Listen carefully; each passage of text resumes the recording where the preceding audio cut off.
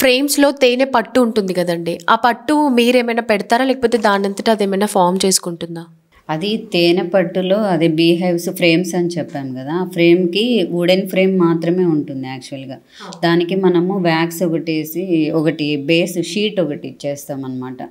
ఇచ్చిన తర్వాత అవే wax glands ఉంటాయి వాటికి. సో, ఆ హెక్సాగన్ షేప్స్‌లో మీకు కనిపిస్తుంది కదా! తేనె పట్టు అనేది. అవన్నీ అవే ఫార్మ్ చేసుకొని ఫస్ట్ అవి పుట్టిన తర్వాత ఫస్ట్ వర్కర్ బీస్ పనేంటంటే ఇన్నర్‌గా ఈ ఫ్రేమ్‌ని తయారు చేసుకుంటాయి. హెక్సాగన్ షేప్‌లో వ్యాక్స్‌ని చేసుకోవటం అవి. తర్వాత కొద్దిగా అడల్ట్ అయిన తర్వాత బయటకెళ్ళి హనీని కలెక్ట్ చేసుకొనొస్తాయి. ఈ ఫ్రేమ్స్ ఇప్పుడు మీకు వ్యాక్స్ షేప్ కనిపిస్తుంది కదా! Hexagon shape. ఇవి గాని వ్యాక్స్ షీట్స్ బాగా బ్లాక్ అయిపోయాయనుకోండి, అది కొద్దిగా చూడ్డానికి అంత కన్వీనియంట్‌గా ఉండదనమాట. కొద్దిగా హార్డ్‌గా ఉంటుంది.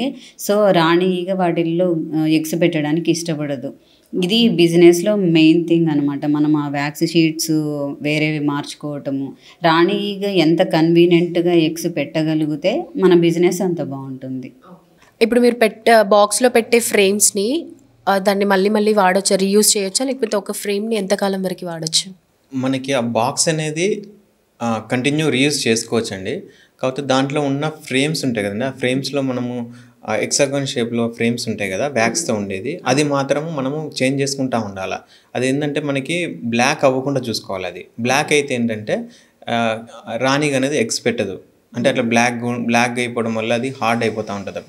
అప్పుడేంటంటే మనం దాన్ని చేంజ్ చేసుకుంటా ఉండాల. అంటే అది ఫ్రెష్‌గా ఉండాలి ఎప్పుడు. అంటే సాఫ్ట్‌గా ఇలా మెత్తగా ఉంటేనే అప్పుడు మాత్రమే రాణిగ అనేది ఎగ్స్ అనేది పెడతది.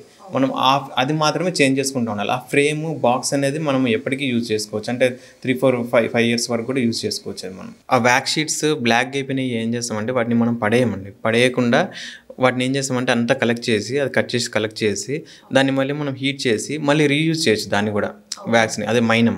దాన్ని ఏం చేస్తామంటే మళ్ళీ మనము ఈ ఫ్రేమ్స్‌లలో పెట్టడానికి కోసమే మనకు మిషన్ ఉంటది. మనం దాన్ని కరిగిచ్చేసి మళ్ళీ ఆ మిషన్‌లో పెడితే మళ్ళీ అది వ్యాక్స్ షీట్ అనేది మనకు రెడీ అయిపోతది. మళ్ళీ మనం దీన్ని మళ్ళీ యూజ్ చేయొచ్చనమాట. అంటే దీంట్లో పాడేది ఏది లేదండి. ప్రతీది కూడా మనం యూజ్ చేస్తాం.